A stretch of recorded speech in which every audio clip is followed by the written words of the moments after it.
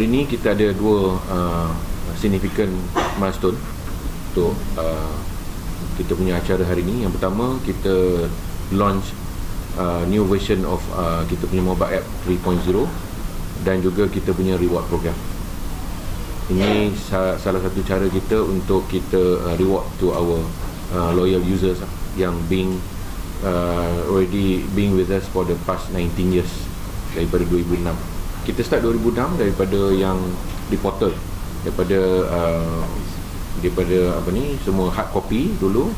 Kalau dulu pergi ke SSM kena beratur untuk dapatkan dokumen. So kita start daripada 2006, digitizekan all the documents. And kita launch first version of mobile app 2015. So that was the first version yang kita launch. So daripada 2015 selama 10 tahun tu banyak yang kita dah upgrade in terms of user experience, in terms of the features and the security of the app.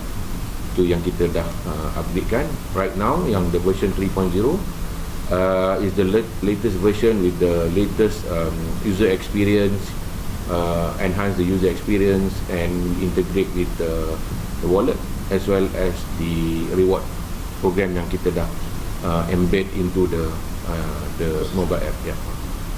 You buy, you collect and redeem. You buy bila you membeli dokumen di atas talian, so you akan dapat point. Lepas tu you redeem. Dia ada banyak, you kena masuk tengok app kita, ada banyak benda hadiah-hadiah yang menarik untuk di-redeemkan. So kalau dari portal ni total yang berdaftar dengan SSM ada lebih daripada 10 juta. Itu masuk ke company, ada ROC dan juga businesses yang enterprise, dia ada ROV.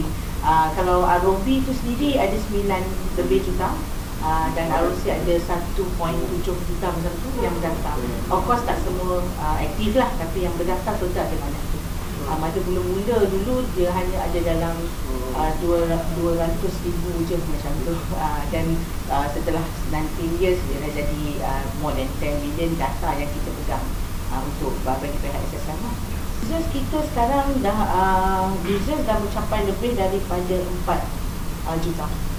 4 juta users dari SSM Info saja. Portal kita saja. Target? Okey, kita target untuk lebih banyak users. Kalau nak ikutkan daripada 4 juta ni, mobile apps kita tidak sebanyak itu download dia. Jadi kita menyediakan mobile apps untuk memudahkan lagi users kita buat carian. Dia tak perlu ke portal mencari URL dan sebagainya. Dan disebabkan kita juga adalah adalah di lesenkan atau di-approve oleh Bank Negara untuk ada e-wallet, kita adalah e-money issuer. Jadi dalam portal kita saja ada kemudahan membayar melalui wallet. Jadi di situ kita kata kalau you guna mobile dan you lebih senang sebab tidak perlu melalui banyak interface dan layers lah untuk you buat pembelian.